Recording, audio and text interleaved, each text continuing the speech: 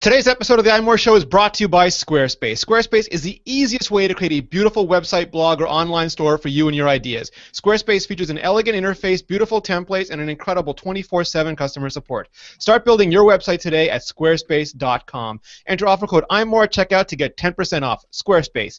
Build it beautiful. It is December 30, 2015. I'm Rene Ritchie, and right now we're going to do our best to preview Apple in 2016. This is the iMore Show.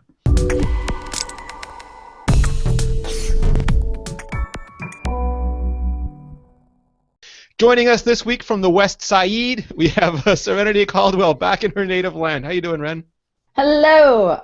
It is very cold here, but not, as I understand, as cold as it is back there. For once. Yeah, we were beating you for a while, and all of a sudden, Hoth descended. Yeah. I got another week out here, so I'm looking forward. I'm hoping that it might warm up a little bit, so I can just lord my warm temperatures. But it is very sunny outside. We've got no sleet, no sleep, no That ice. would just be cool. We like sloths. Awesome. Sloths are awesome. I take more sloths. That is the equally frozen voice of Georgia Dow. How are you doing, Georgia? Well, besides being snowed in, practically, I'm good. What good. We have what no about your snow. ski walker? Don't you have that warmed up? Yes, well, unfortunately, not yet. It's all frozen over. We'll have to use the de-icer on it.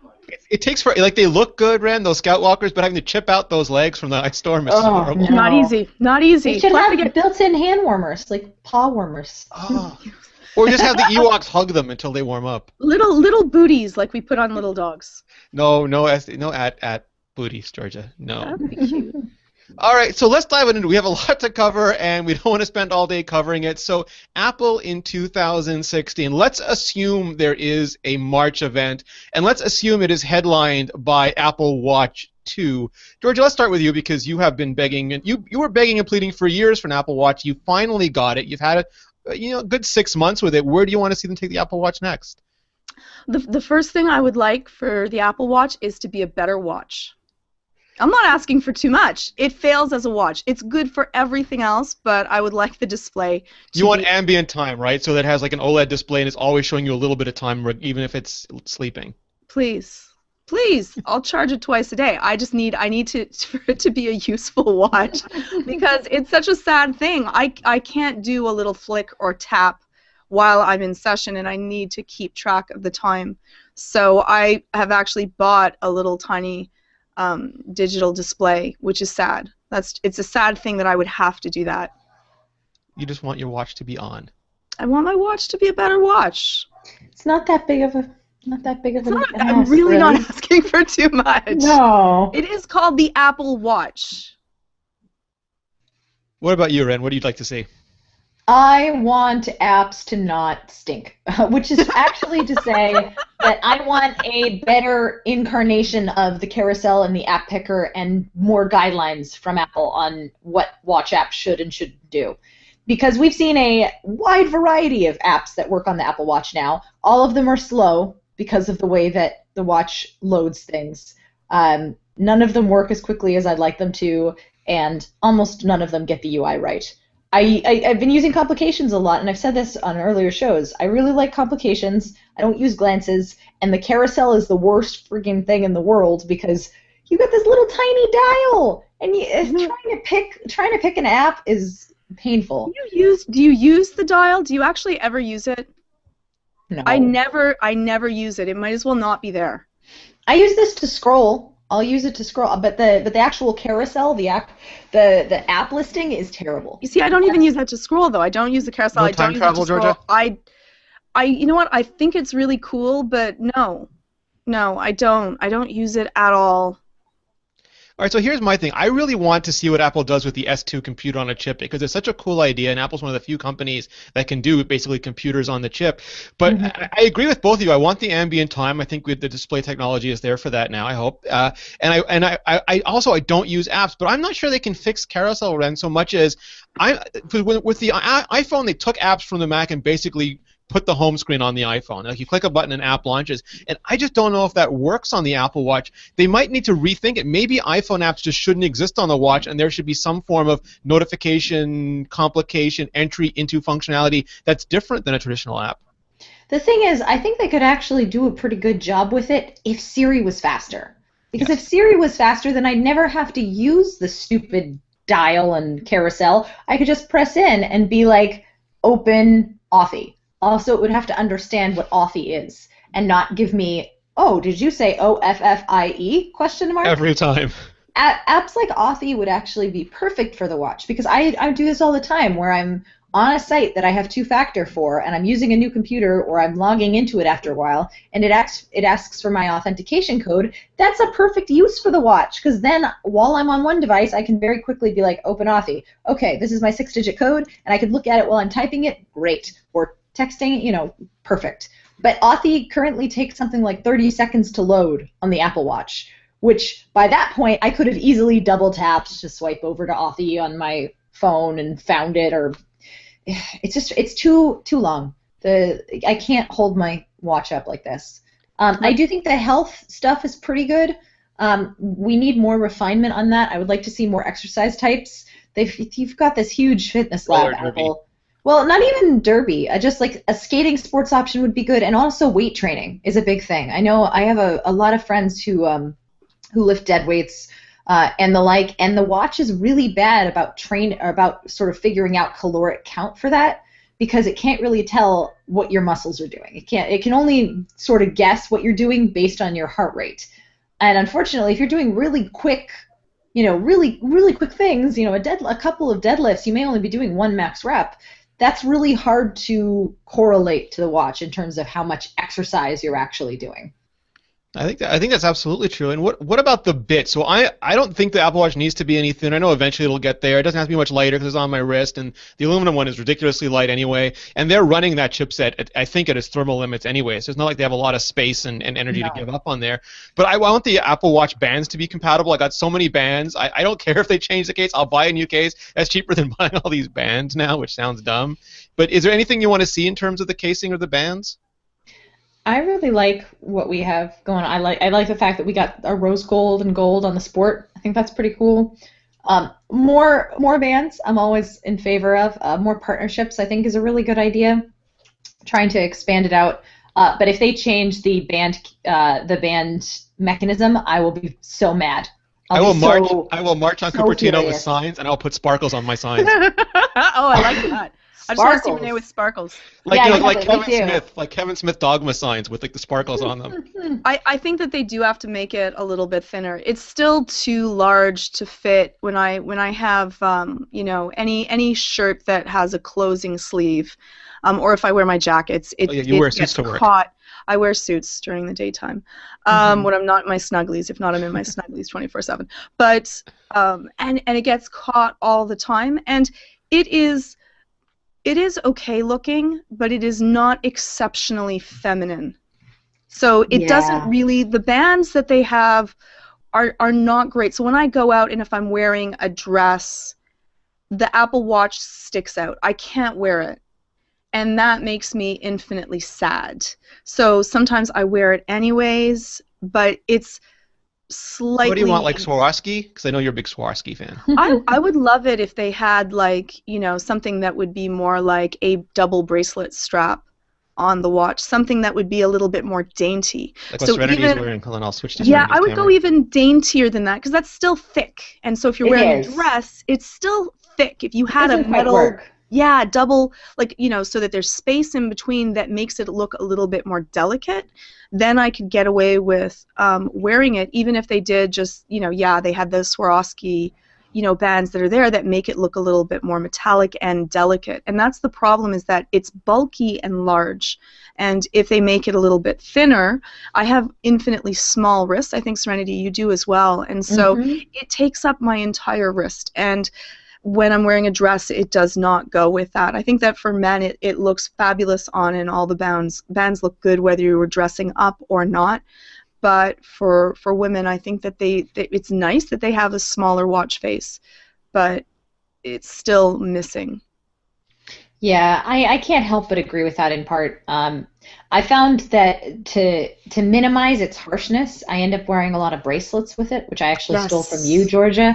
Yeah, with the idea of like wearing I have the modern buckle, and what I'll usually do is I'll use the brown modern buckle, and then I'll have some red and that makes it look more like a piece. Right. But definitely, Right. I mean, these the Hermes bands and the fake Hermes bands I have are probably the daintiest looking watch bands of the collection. And the red and blue ones are cool.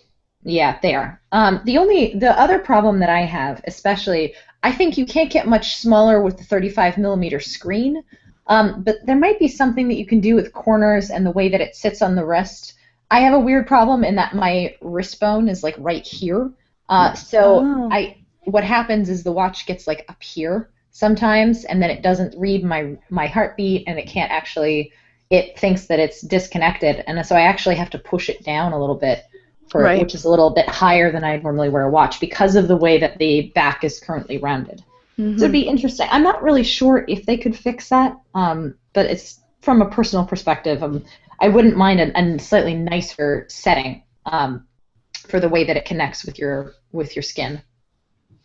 All right, so quick transition before we get to the bigger MacBooky stuff. iPad Air 3 we'll probably see around then as well, if it doesn't get moved back. A9 processor, maybe Apple Pencil support, Ren? Questionable. I would like to think Apple Pencil, but I don't know. The refresh rate is the big deal here. Whether or not the A9 versus the A9X can support the 240 and 360 refresh. Or the price point.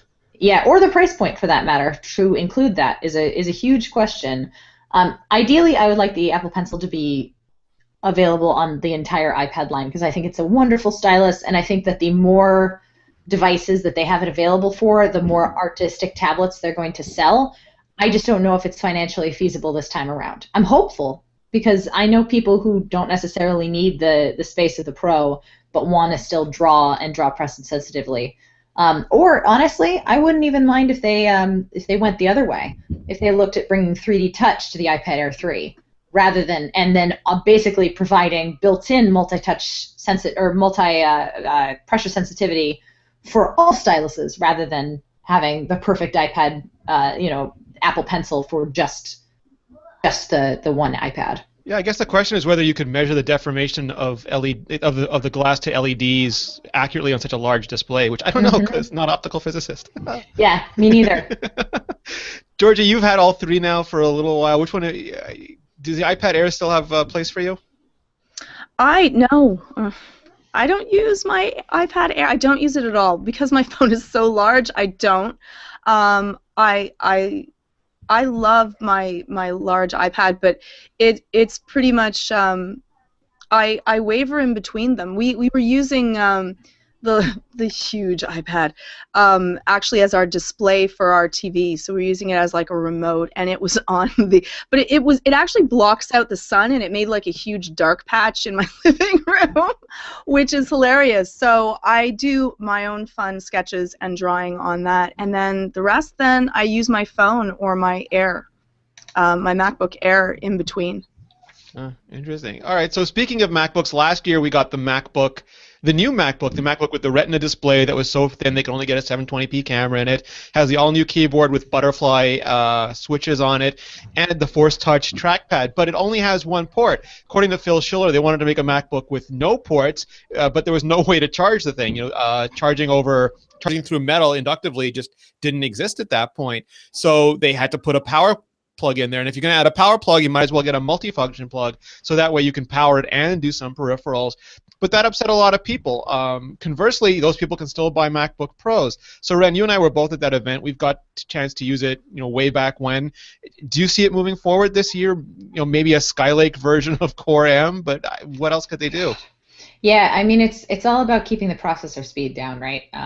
Or not even necessarily the processor speed, but keeping it cool enough so that the laptop isn't going to explode in users' hands. Melt your thighs. Yeah. I wonder if this year might be the death knell officially for the MacBook Airs, where we might get a slightly more powerful version of the 12-inch MacBooks, and then the MacBook Airs are quietly shuffled off into that good night, which would make me really sad, but also now that I've been using the iPad Pro, my Air has kind of been a paperweight. Yeah, the Air is getting squashed on all sides. Yeah, well, I mean, the bummer with the Air right now is that it doesn't have the Retina screen. It's one of the only Mac products, and really the only Apple products at this point without a Retina screen. And there's no real way that it can continue to exist in the lineup unless they decide, oh, well, we're going to offer the 11-inch MacBook. But I really do think that they prefer that 12-inch square screen. Yeah, it's weird because they didn't make an 11-inch, and then we all think, oh, they'll make a 13-inch next year, or a 13-inch, and oh, they'll make an 11-inch next year. It's right in between. There's no like making one on either side is no point. Maybe a 14-inch, 10-inch would be too small. Yeah, I wouldn't want a 10-inch laptop. I saw the MacBook Pro, or not MacBook, PowerBook, the old PowerBook. Yeah. The baby PowerBook. So I've been using it for most of the year, and for me, it really is the Broadwell Y, the Core M processor that is the sticking point. Like I said, when my iPad Pro walks by, I hear it crying. It just starts to and threaten to jump off the counter. So I'm hoping Skylake addresses that. I know Intel had a ton of problems getting to the 10 nanometer process. Now they're there, so hopefully we'll see some benefits. I'm hoping they can get the webcam back up to spec. I know thin is not the friend of cameras. But otherwise, I think it's a great machine, and even an it's brand new, so even an incremental boost right now, I think it'd be great. Absolutely. I mean, if we remember the original MacBook Airs, when those released with a very underpowered processor in comparison to the other laptops that were out. And then in the next couple of generations, they were seriously revved to the point where they were actually functional, useful machines. So I have full faith that this will happen with the MacBook. Georgia, you have an 11-inch MacBook Air. Are you thinking of trading it in for a Retina MacBook? Maybe in rose gold. Right. It's so pretty. I love using it. But I just I bought the Air at right at the end so I don't know, it still works so beautifully. I'm still really attached to my Air. It's not really that light anymore. I take a look at your MacBook, I'm like, this is sad. The reason that I got it was because of how light and effortless it was to use, and now it's starting to become a little bit sluggish. You actually opened them both and noticed how I had a smaller computer with a bigger screen. Yeah. It was really a little bit sad. It was a little bit sad, but I think that I'm gonna wait. I'm gonna take a look. They'll probably tempt me, and I will see. Just using the keyboard, it's such a nice difference in between both of our computers. I'm waiting for because the Rev A board, Macs and Rev A boards are always they're tempting because they're new and shiny, but you they just know always have problems. Yeah, and whether it's any Rev A board's gonna have problems because it's the first one. You got to work out those kinks. So I'm really hopeful for year 2 because I think it's a great machine. Let's jump forward to WWDC time and the software. Across the stack, what are you looking for? We'll start with you, Ren. What are you looking for? iOS, all the OSs.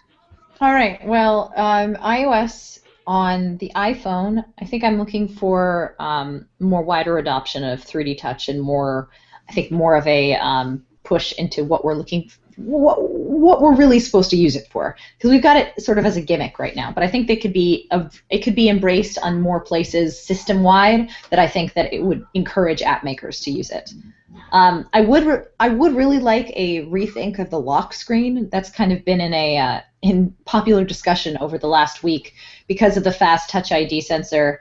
The lock screen at this point is kind of in a quandary for folks using a 6S and 6S Plus, because they just don't see it if they touch their thumb to the Touch ID. So the hilarious part of this, and I don't know how widely known this is, but Apple actually slowed it down for the Touch ID. I believe that. It's supposed to be much faster, but they were. So the problem here is that if you don't show the lock screen, people think that the phone's not locked, that they left it open. They have no way of knowing that it was actually in a locked state. So there's a concession to that. They kind of show you the lock screen briefly. But people are just so used to using the home button to see the lock screen, and it's really not supposed to do that. That was an effect of them not having a way to get you through lock screen without typing in a code or sliding to avoid accidental or unauthorized access. So basically the sleep wake button and the home button work the same, and now they're getting back to their intended purposes where sleep wake actually wakes it and home button takes you to the home screen. And we don't deal well with change. We don't. Well, you know what? I honestly don't think that necessarily is a problem.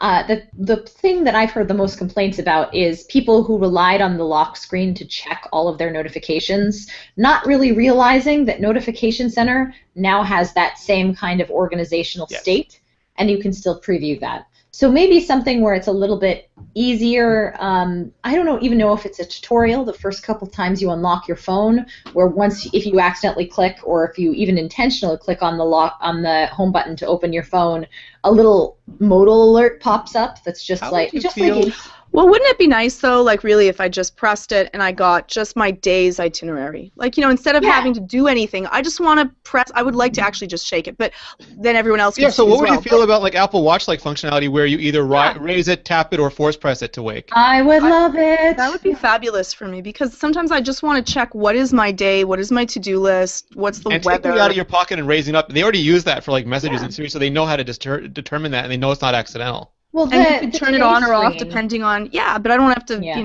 I don't have to do that. Well, that's my point, though. I'm saying that today's screen would be I would love to see some of the Today widgets make their way over to the lock screen. Yes. Or just have that be, a more substantial part of Apple's ecostructure.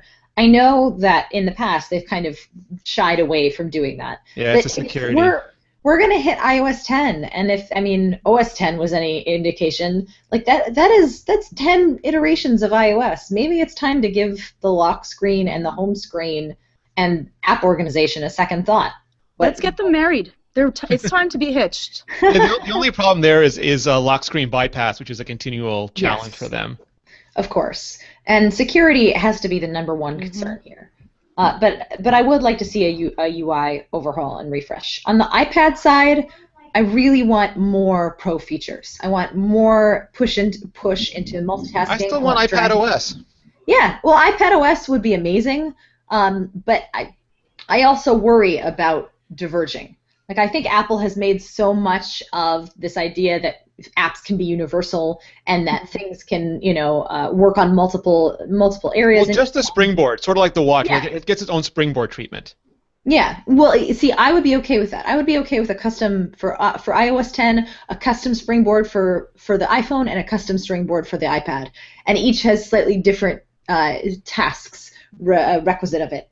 But the big thing for iPad for me is I want more from split view. I want to be able to drag and drop between apps. I would love something that I was kind of realizing today, actually. I was working with a new wonderful app that I've been using called Clipped, which is a clipboard manager that uses iCloud to manage all your clipboards all across iOS and Mac. And I was using it in some ways as like a text expander replacement, where I was just hiding things in Notification Center to frequently use. I don't know how terribly it would hinder iOS security, but I would love for there to be a new class of apps that don't just, like, the extensions essentially, but instead of just requiring them to be used via the share button, actually integrating extensions system-wide so that you could pull them up with a key command if you wanted, or you could pull them up, by tapping on text. Yeah, exactly. 3D touch to pull up action extensions. It would be so much nicer, because there's so much, especially with workflow, so much potential here in a way that I think would preserve the sandbox state and not necessarily compromise security. But I would really love some investigation into that. Even if it doesn't make it into iOS 10, it's a big thing for me to increase productivity. And finally, audio work. Yes. The audio situation on the iPad right now is horrendous. The fact that it requires an iPhone and an iPad for me to record a podcast, and the fact that in lieu of, this is the second time I've used a Mac in about a month, because I normally, I've been really enjoying just using my iPad Pro, but it's terrible to use an iPad Pro for Hangouts right now. It just doesn't work very well, because I can't hook up a mic and it doesn't recognize it properly. It's too much hassle. Make it easier, Apple. What about you, Georgia? What's giving you, what would you like to see fixed or improved this year? Okay, so let's go into Apple Music. It's such a sad experience. I would love to have, and this might be shocking to everyone, intuitive Apple Music. And I know, Serenity, you have done like a lot of work in helping people understand how to use, where did it go, what happened to it, where are my playlists. I don't feel like listening to ABBA today. Thank you. And so, but it shouldn't have to be that way. And so I have not been using music on my phone at all, because of such a encompassing experience it is, and it's a bad user experience. It's really upsetting. I hate to say that because I really want to like Apple Music. I really tried. I was like trying Beats, and I'm like, I don't even know where the icon is right now. That's so sad. But that app had an impossible job. Like, it was told to serve the needs of so many, so different users that it could not but fail. That's the wonderful thing, is that sometimes you have to say no. Yes. You can't be everything for all people, because then you just make everyone frustrated. And I'm frustrated. I'm frustrated with using it, and I'm sad with, you know, all of my like playlists that are different now, and I have to find things, and where did I download that music? Where did it go, and why is it not there? And then I just give up, and I just say, okay, I'm just gonna redo everything, find the songs I want. You also have a family account for Apple Music, so you get 1,900 versions of the playlists your kids have made any given night. Yes, but I had that at one point beforehand. I had that kind of set up, you know, though I have like now tons of Ori soundtracks and stuff, but from video games. But you know, I had a way that worked for me, and music for people is their way of soothing and decompressing and creating a mood. And so to have that messed with, and it's not working better, it's not more intuitive, it's less so, is very frustrating for many people. So your use case is actually really cool, because it's close to mine but different. For me, I just use Siri to play whatever song I want, so I'm perfectly happy. I never even look at the music app. I just say, Siri, play me this song by this artist, and I'm fine. But you would purchase the songs, like you would hear a song, you Shazam it, you'd purchase it, and you'd have a list, and that your music app would only contain the stuff that you had picked. And now you have no idea what those songs are anymore, so you can't even ask Siri. I don't remember most songs' names. I don't remember. Yeah, so I can't do that. I'm like, what is that song again? And I'm like, ugh, it's Wayward. What is it? That's what I meant. Like, it took like Jim Dalrymple with 80,000 versions of every AC song, and it tried to fit his needs and failed. And there's millennials who only ever want to stream, and it took their needs and failed because it was too complicated. And I'm fine because I just tell Siri to play stuff. But you know, Serenity had a hybrid, and it doesn't serve any. So it's one app trying to do too many things. It's an app divided against itself, and it could not but fall. It's so frustrating. And again, there's a good way to do multiple versions of an app, but they did not have enough time, and they did not put enough care into it. And it just feels like a half-built version of 3 different things. It's a hack job. No disrespect to the engineers, but part of me feels like the engineering team in iTunes org should be moved over to the main software team under Craig Federighi and just integrate it into the entire site, because they just do this all the time. They make these things. It's an integrated whole, and I have a feeling that we would get a very different experience if that happened. Well, let Eddie and his department do what they do best, which is negotiate the licenses and make sure the artists are happy, and then let the engineering team do what they do best, which is build apps that are hopefully solid. And yeah, I mean, Apple has had some problems there in other arenas, but overall, you know, Apple Music has the potential to be something really special, and because the sharing is so weird and Connect is just a pain point and terrible, you know, I have currently 3 music subscription services because I've been testing them for a couple months. I've got Apple Music, I've got Spotify, and I now have YouTube Red. And you know, despite the fact that the only reason I have an Apple Music subscription right now is for Beats One, which technically you can get without a subscription. It's depressing to me, the fact that like Spotify is actually a nicer user experience, and their custom playlists has even improved, which was my big knock against them when Apple Music first came out. I want to champion Apple Music. I think that they have a lot of things going for them, and I actually think that Beats One is really special, and the people who work on Beats One it's a really potentially great way for people to discover music. But they're throwing away all of this goodwill and all of these special deals, like the world tour with Taylor Swift, that video that they got to release exclusively. They're just throwing the stuff away. I don't know. It's not fun when you land there, and there was no beta label on it at launch, which is sad. Well, and it's like if you want videos, you can just go straight to YouTube Red now and download those. Yeah, they created the Frankenstein of music, unfortunately. They put a lot of different things into it. So we're going to take one last break, and then we'll come back with final words. So I want to once again Let me just bring it up here. I want to once again thank Squarespace for sponsoring the show today. Squarespace. No, they are absolutely awesome. Actually, recently Georgia wanted to make a website for one of her nefarious projects. Actually, it was probably a well-intentioned world healing project. I shouldn't cast aspersions on it.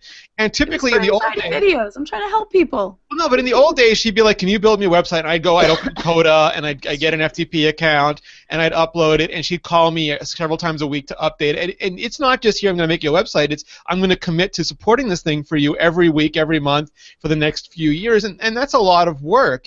Which is why web development used to cost so much. And now I just said go to Squarespace, and you had to have funders. You got to go around and look at your templates. I could look at the templates. They were really easy to use. I also called support, and they were lovely with me to help me. I'm like, what would be the best one to be able to sell videos? And they're like, for what? And I'm like, for anxiety. And they're like, here, check out these ones, and let's go into where you would want it and take a look at the templates. And you can view other people that have designed similar websites so that you can, if you're not really sure what it should or might look like, they have beautiful, beautiful designs.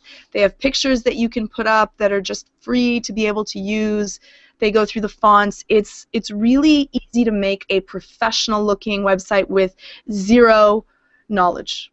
I have knowledge, just not on making websites. No, but that's the thing, is that it opens it up to everybody. One of my New Year's resolutions is to blog about non-Apple things. Like, people keep asking me for recipes because I post these pictures of stuff that I cook on Instagram, and I really don't have a place to put those. So I've been thinking, I was going to start up a website, and I found myself opening Coda, and as much as I love it, I'm like, no, I'm just going to do this. Too much. I know, like some people do like self-hosted. No. Why reinvent a wheel that someone's made a better wheel? Yeah, so I just started looking, and there's some great stuff there, and I'm going to, sometime over the next couple of days, I'm going to set up a website. Right now, my domain redirects to my Twitter site, but that's just dumb. So I'm going to redirect it properly, and you'll be able, if you want to see my latke recipe, it'll be right there. You want to... They were delicious. Thank you. Grilled cheese latkes, I'm just saying. If you want to see, like, pasta, all that kind of stuff, I'm just going to put all of that right there. My thoughts on Star Wars, not going to write them on iMore, going to write them there. It's going to be a lot of fun, and it's going to be so easy because of Squarespace.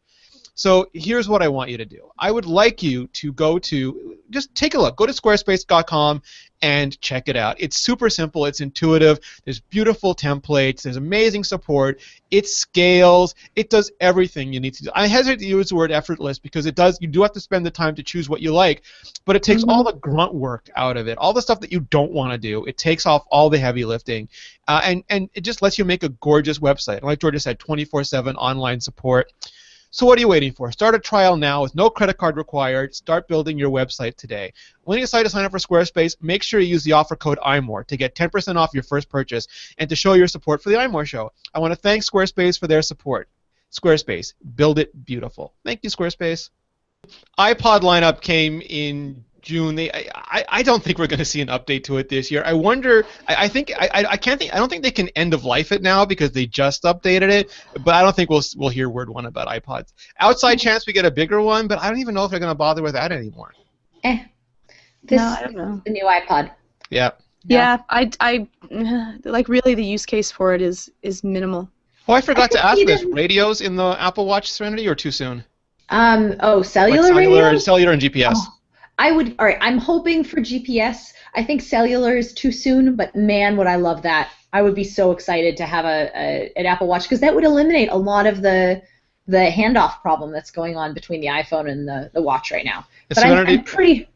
Serenity and I were in a Starbucks in Florida for the Mobile Nations meetup, and we were using our Apple Watches, and the guy behind the counter got so excited and brought out his Galaxy Gear, and he said, yeah, it's got LTE, but it was the size of the original iPhone.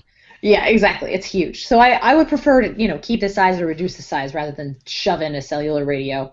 But GPS would be awesome. Yeah, I'm a home week for GPS. Honestly, something iPod that occurred to me this year, 2016 is all going to be about wireless. I mean, I'm wearing wireless headphones right now. Wireless headphones have really gotten to the point where they're comfortable, they have great battery life, and I wonder if we might see an integrated iPod Beats headphones. Ooh. That's interesting. Right? Where you actually have storage in the headphones, and then it's all Siri related, right? I almost want you to stop podcast and write that up right away. That's a great idea. No, I think that would be a great way to revive the iPod. I remember I was talking to Jason Snell about like how I would also love it to be like a walkie-talkie, like in between, just like when you're playing paintball or something else out in the field, that we could just like have a little signal in between each other, which would work well with, you could play music and then you could like talk to someone else. Yeah, you could do a shortwave radio too. Yeah, but can't you just see the Apple commercial where someone just taps like this and is like,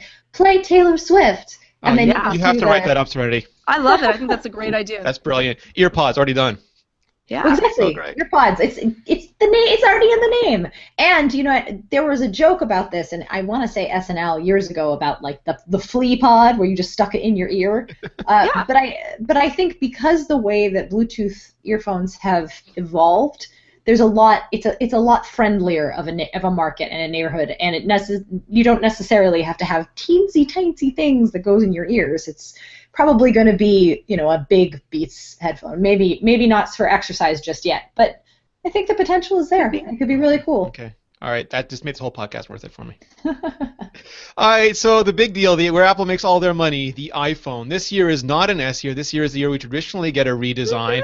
There's a lot of things on the table now because there are ways to do inductive charging through Meadow now, so we could have wireless charging for the iPhone.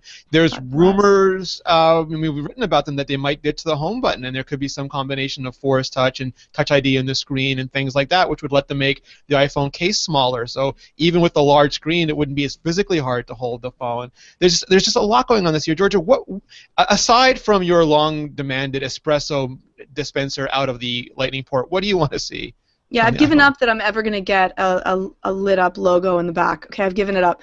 But no, what I would love is, I would love the inductive charging. It makes it easier for me to charge, and I wouldn't have to fumble around with at night. You could just throw it down onto your little charging state, and that would be it. You do knock it off with your comforter, though. I've knocked my Apple Watch off 3 or 4 times in the last couple of weeks. Which is true, but at least it would be the entire area that you could just place it down on, and it would just charge, which would be lovely.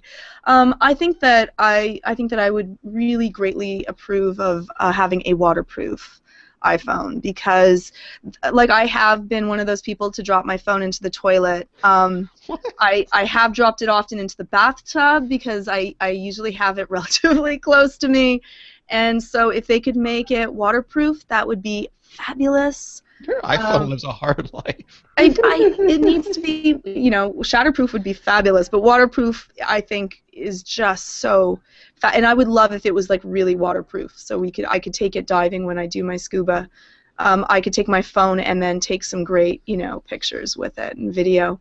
I would love to have... So waterproof the way the Apple Watch is, where you can take it in the shower and quickly swim, or actually you can take it 30-foot shark diving? I would like a 10, 15-foot, be able to use my... I would really like it to be not water resistant, but water. Like 3 times the size and bright yellow, like in one of those Kenner cases. No. Though if Apple made a nice waterproof case, I bet it would be fabulous. But even if I would go with that, yeah, because the other cases are just hideous.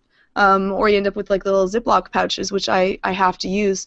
But I think that it's something that people would use a lot. It's the phone that's easiest to carry with you, to bring a camera, to be able to take diving pictures or pictures at the beach and not having to worry about having sand and sleet and dust and other things that are going to get stuck all around your phone is lovely. And if you're cooking or doing other things and having your hands that are wet, you don't have to worry as much about using it. So I can get fully on board with the waterproofing to the degree the Apple Watch is, but I don't want to pay the construction cost of Georgia Shark diving iPhone. I don't necessarily need the iPhone. I don't think the iPhone needs to be fully waterproof. And in fact, we've seen, unofficially, the iPhone is more water resistant than iPhones past. But I would love to have them at least have it be tertiarily waterproof. Waterproof up to 10 feet, 3 meters. 10 feet I'm good with. I could do 10. I would accept that. That's a good deal. You talk to them, Serenity. You can still see it. It's the waterproof enough so that if you drop it in the sink or the toilet or, God forbid, the pool... So Craig Hockenberry could swim with it. That's fine. Yeah, exactly. He can just attach it to his arm and swim. It'll be great. It's normal size for him. Yeah, no big deal. I would love to have Apple Pencil support on my phone because I like to game with it and I draw on my phone. It's too long. You know what? It's actually, I like the length because if you are playing a game that's like... you know, like a swapping game, your hand is what gets in the way of being able to see the screen. So having a long, so most of the styluses that I really loved were long styluses for that reason. So my hand is not in the viewing screen. Yeah. Exactly. So I'm okay with the length. Like you could make a cute one for me, and I'll be okay with that too. But I would recommend Georgia a Jot Dash for the iPhone. I feel like that's the right length for the iPhone, personally. But I'll take a look. I'll take a look at it. That might work. I will admit that when I'm using my iPad Pro and I pick up my iPhone occasionally, I will try and do it on the iPhone. To no luck. It would be like Field Notes. The iPhone 6S or the iPhone 7 Plus would be like Field Notes with the Apple Pencil. Yeah, exactly. So what about you, Ren? Any big iPhone requests for this year? iPhone requests, camera. I'm always. I mean, they did a pretty good upgrade in the 6S, but I would actually love to see some software side. We've heard lots of rumors of camera companies that Apple has acquired and the various technology that they have acquired therein, and I think the iPhone 7 might be a great place to kind of launch that. 4K video is only going to get better. Right now, we can only shoot it at 30 frames per second. I would really love to see 60 frames per second 4K video, or God forbid, have 240 frames per second slow-mo on 1080p. Or maybe 30 frames per second HDR. Yeah, there's a lot of little stuff that they could do in here. I think filming in 3D is pretty much a gimmick and nothing more. But it would still be it'd be cool to see Apple tackle it. Holograms? Are we gonna get holograms? Hey, we already have pseudo BB-8 holograms. That's true. My big thing, honestly, is I want sapphire screens. It may still be too expensive, but I'm hoping. I'm like. Or just the capacity to manufacture them. Yeah. Yeah. Well, I mean that too, for that matter. Because I've got this 6S Plus, and there's a giant gouge in this screen, and it has never been dropped. Oh no! Show us. Hold on. Let me see if I need to pull up a white screen so that you can. See, I know I'm so clumsy, and I have to say, I have been so good. I don't know if you can see it. It's right here, and there's just a little. It's like a little slice that's strange. Right down the middle, and that happened maybe within the first week or two that I had the iPhone. It's the point where it's a really great screen. I think it's protected from drops a lot better because of the way that the corners are made, but it's still not the strength that it needs to be. And while scratches aren't going to ruin your iPhone experience, it's still one of those things where if we had a sapphire screen, it would look a lot nicer. And any way to keep it from being as slippery would be great. More battery life would be great. Without the expense of the extra weight. It's so funny. I was talking about this with an engineering friend the other day, and he goes, you Apple people are nuts. And I'm like, why? He's like, everything I read, it's like, get rid of the bezels, make the screen bigger, make it thinner, but double the battery life. Like, oh yeah, we'll get right on that. No big deal. Hey, you asked for a wish list. You didn't ask for a could we make it? Well, so I threw him up the picture of the Tony Stark phone from Iron Man where it's transparent aluminum. I'm like, done. And he's like, even that's got a bezel, not good enough. I'm like, oh.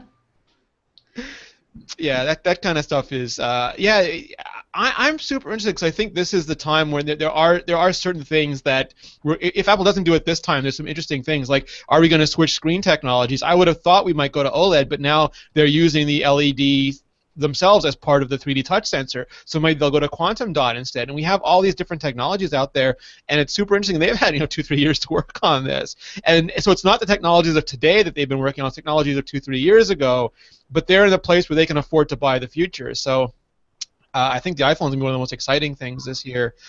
Also on the list, an iPad Pro 2. Are we ready? And that's going to also bring in the Apple A10 processor. So iPad Pro 2, Ren, too soon to have big changes? Is it going to be iterative? Does it need major hardware overhauls? I'm pretty happy with the iPad Pro right now. I don't know if there's anything that they really could do other than, you can always speed it up. No one's going to complain if you put a better graphics processor in that. It's too fast. It's like Touch ID 2, way too fast. I think that anything they can do to encourage developers to make more pro-level applications is great. And if that means putting even more powerful hardware in it, that's awesome. I also think this may be a little bit iOS related, but they have these adapters, right? They have their Lightning to USB adapter. And I think it would behoove them. They've come out with a new version of the SD adapter, which now supports USB 3.0, but they have not come out with a new version of the USB adapter, to my knowledge. The USB adapter is still USB 2. Mm-hmm. So I would be very curious to see if this next year brings a Lightning to USB adapter that is A, USB 3.0, and B, might support a wider variety of accessories. I would like all of Lightning to go because they have the new controllers. The storage controllers are all super fast now, so all Lightning cables should just go to 3.0. Of course. But I in addition to just having, connections with cameras, I really do think the iPad, I don't think needs a USB port in it because that's just silly, but I do think that it should be able to connect to microphones. It might even, if you want to use a wired USB keyboard with your iPhone, with your iPad Pro, I really don't see a reason why you shouldn't be able to. Okay, hippie, use your keyboard. Go. Yeah. Knock yourself out. I mean, drivers aside, there are a lot of things that Apple could potentially support with a USB connection that would be good for the iPad Pro and good for the app market surrounding it. Making it easier to connect things without having to have a powered USB hub between the iPad and whatever you're using, that would be awesome. So I just ask this then, because they are conflating Thunderbolt 3 and USB-C a little bit. Like they're going to essentially be the same interconnect at the end. The cables will be all virtually the same. Should Apple just ditch Lightning and go all in on USB-C? I mean, you know what? For future's sake, I kind of want them to. I don't know if it's going to happen this year. And will people be mad because they got super mad when we switched from 30-pin dock to Lightning? Yeah. So well, mad. I can see the argument of we're unifying cords, and as the iPads and iPhones get closer in some ways to Macintoshes, I don't necessarily see a huge problem with that. But we've only had 3 years with Lightning, 4 years with Lightning. 5. Just And also, all your accessories. It's just having to change everything. Yeah, You've not gotten enough charging. You're like, oh yay, now I feel comfortable. I have one in my purse. I have one in my house, I have one in my have car. enough. Exactly. And then they switch it, and you're like, now I have one, and I have to find it, and I've stolen one from Rene, and he's like, where is it? I'm like, I don't know where it would go. Yeah. What's super interesting to me, though, is when you look at all the stuff that was announced this year, everything that is just charging is using Lightning. Like all the Magic accessories, even the Apple Pencil, that's all being charged off Lightning. It's only when they go to heavy data use, like the Apple TV, that they're using USB-C. So I don't know if really USB-C gives them everything that they want on the charging end yet. Yeah, it might be. And also, we're talking about the potential of wireless charging. That may mean, that may not be necessarily a thing. So Maybe so on that how they do topic, it. on that topic, ditch the 3.5 millimeter headset jack. Is it time? Oh yeah, That wireless thing's is the future. Honestly, I really like my wireless headphones. They're not that much more expensive than normal headphones.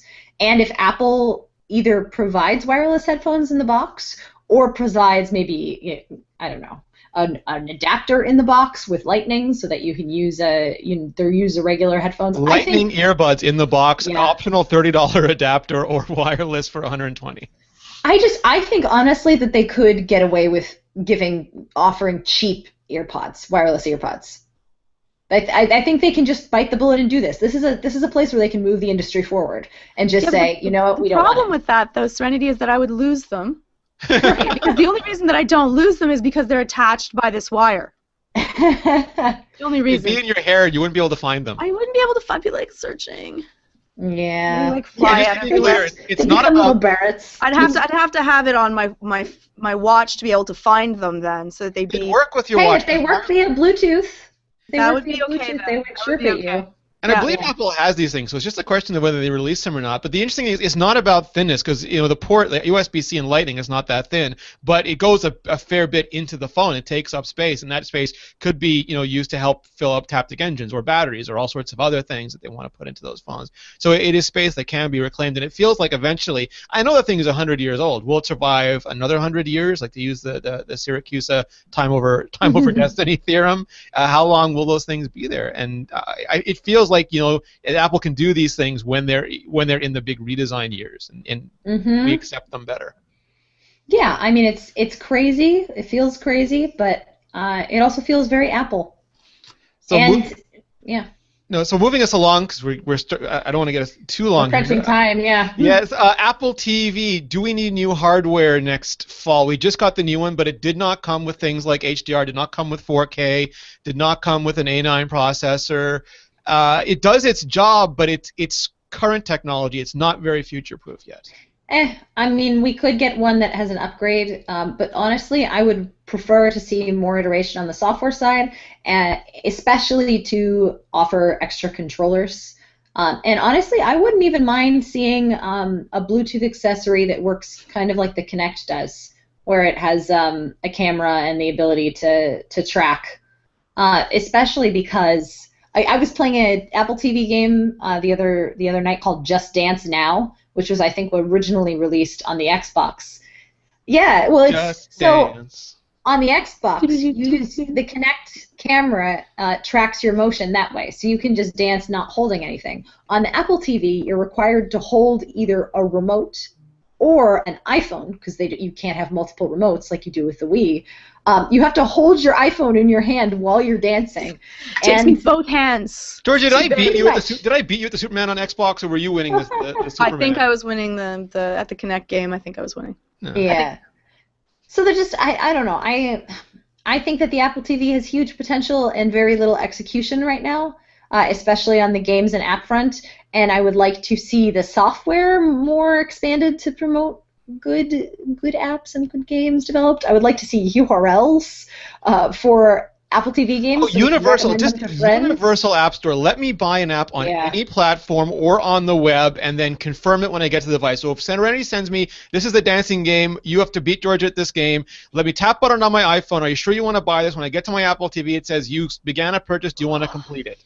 And let me do that on the web everywhere. Yes, agreed. 100%. Conversion. Good for everybody.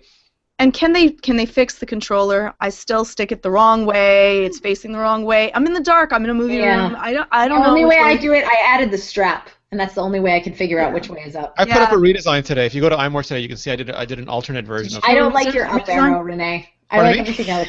I don't like your up arrow. I know. It's controversial. I'm going to take a peek. Taking a peek now. What about, there are a lot of problems with Bluetooth. Like, Bluetooth is not an ideal technology. If it gets anywhere near complicated, it falls down and starts to cry. So would you be okay with Apple coming up with a proprietary wireless protocol that then enabled them to have, 4, 10 active controllers and inputs at once? Sure. But non-standard. I mean, non-standard, yes. Actually, I would be more up for them coming up with the future of Bluetooth. And just being like, we're tired of waiting for Bluetooth 5, and Bluetooth is cranky. Here's our other standard. And people can use it if they want, but for now, we're using it with the Apple TV. Yeah, I would love that too, because there's so many constraints that are based on limitations of Bluetooth, because Apple's not willing to have controllers that sometimes work, so they've restricted the number of controllers to the ones that they can absolutely guarantee are going to work, and that means very few, and that makes me sad. Yeah. So fix that. Other Macs, so Mac Mini, Mac Pro, iMacs, OS 10. Georgia, I don't think you've even upgraded to El Capitan yet, so I don't know if you're going to be able to complain about it. No, I'm not complaining at all. Everything is absolutely great. I'm not on it. Okay. All right. So I'm loving it. It's all good. Serenity, I know for me, Split View, we talked about this before, Split View is just not manageable on OS 10 yet. It's a bummer. And enough apps don't support it to make it worthwhile. And once you're locked in, you got to destroy it if you want to make it. You just can't switch. It's not flexible enough. Yeah.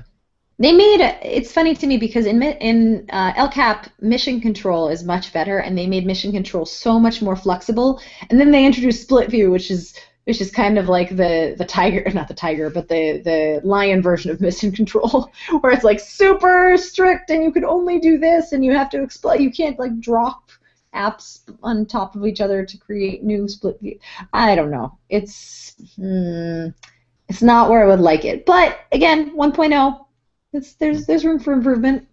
I think the Mac Pro just again depends on Intel shipping the Halem processors that Apple actually wants. Yep. Not the Halem, sorry, Xeon processors that Apple actually wants to use. I would love if they finally ship that 5K formerly 4K, now 5K monitor, and that's waiting on Thunderbolt 3. Those chips have to ship, and once they do, I think we'll see MacBook Pros that support it, iMacs that support it, Mac Pros that support it, and then everyone who ever wanted to have their eyes blown out by gorgeous pixels will be super happy, and multiple monitors with them. This year is the first year that we'll see the Thunderbolt display. I hope so. Display. I mean, as far as I know, it really is just waiting on Thunderbolt 3 ports because it needs them. Yeah, I hope so. I just realized you mentioned the Mac Pro. I'm like, I know what I want from next year. I want to see the first version of Final Cut post Randy Abelos. Ooh, yeah. Because we haven't really seen a lot of Final Cut update. We've seen little bits here and there in the last year, but I want to see where Final Cut Pro 10 is going from here. It's a pretty great program. Also, I want Final Cut on iOS. Darn it. Yes, Final Cut, Xcode, all the pro apps.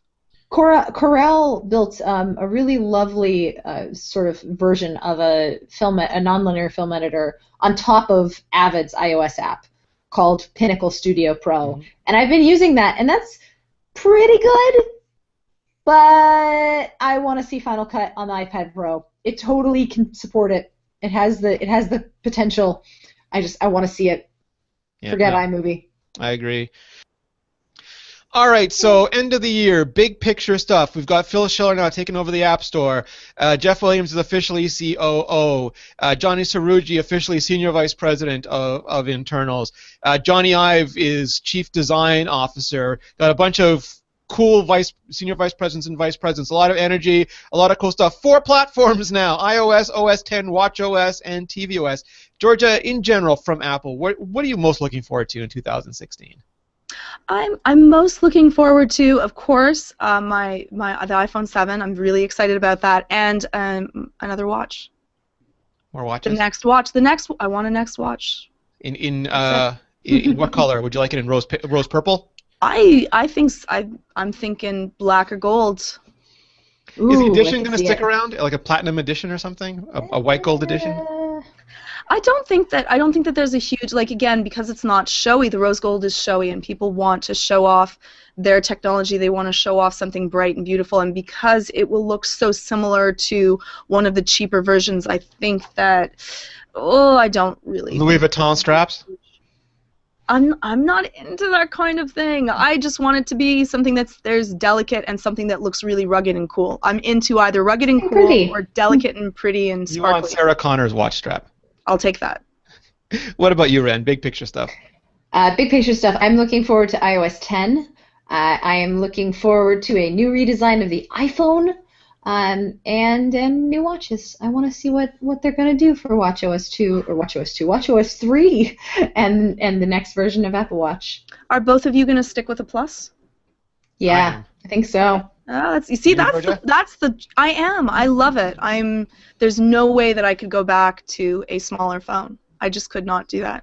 I think there'll be a smaller phone because I think there's enough of a market for there to be one, but I think Apple's... I loved it in that 60 Minutes thing when Johnny Ive showed all the different sizes that they tested out, and he went with the ones that just felt right to him. Like, he has this intrinsic sense of design, and this felt right. But there is addressable market there, and one of the things that as Apple gets bigger, you have to add addressable markets. That's why they're getting into watches, why they're getting into... We didn't talk about cars. I think it's a bit early to talk about Apple cars still. Yeah, a little bit. But they're still working on it, and why they're getting into these markets, and why they have to do them differently, because you do not sell a car the same way you sell an iPod. This is whole new businesses, and they've got us trying, and that's why I think they're trying all this stuff, and I think it's going to be super interesting.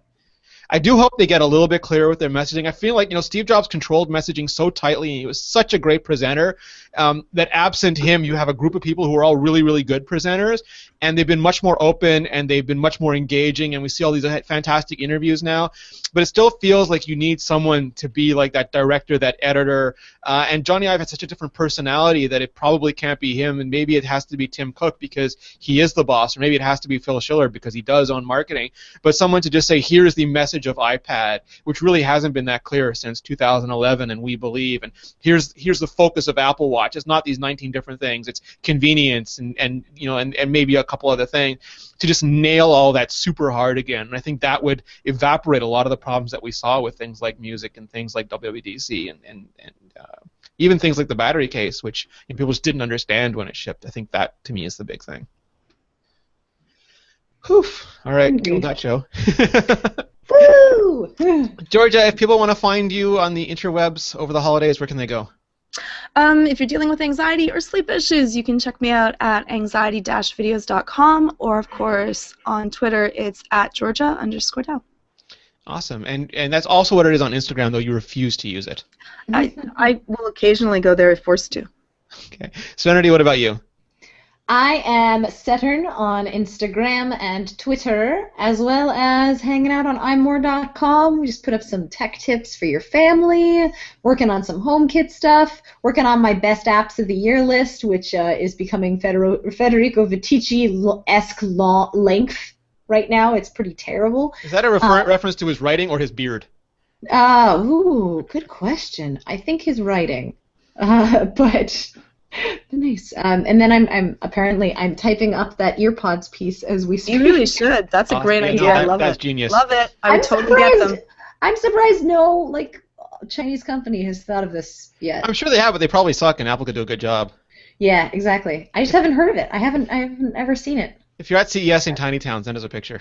Yeah, exactly. If you see music embedded in earphones. And if you haven't already, there is one holiday. They forget Doctor Who. There's one holiday special you absolutely have to listen to, and that is Serenity, friend of the TARDIS, Jason Snell and company doing. What's the official name again? I always forget the name of the company. It is the Incomparable Radio Theater on the Air, also known as the Finley. Yeah, that's it. Yeah, Finley Quality Network. Awesome. It sounds like a good whiskey brand. It does. Finley Quality. Yeah, so check out that Christmas special. It's got all your favorite characters. We had a ton of fun. There are lots of cameos. It's a story about space and hope and exploration and new beginnings. Awesome. You can find me at Rene Ritchie. You can find all of us at iMore. The video version of the show is at youtube.com/iMoreVideo. The audio is at iTunes. If you haven't already, please take a moment. Please leave a review. Please leave a rating. It sounds silly, but it really does help. It encourages iTunes to feature us so we can find awesome additional people in the audience like you. I hope you all had fantastic holidays. I hope you have a terrific new year. We're going to have a ton of content coming your way. We are the 500th episode coming in like 9 weeks. Oh, boy. What? Yeah, we'll make that something special. For the 400th episode, I think Georgia yelled, "This is Sparta," and kicked me into a ditch. So we'll see if we can pop that.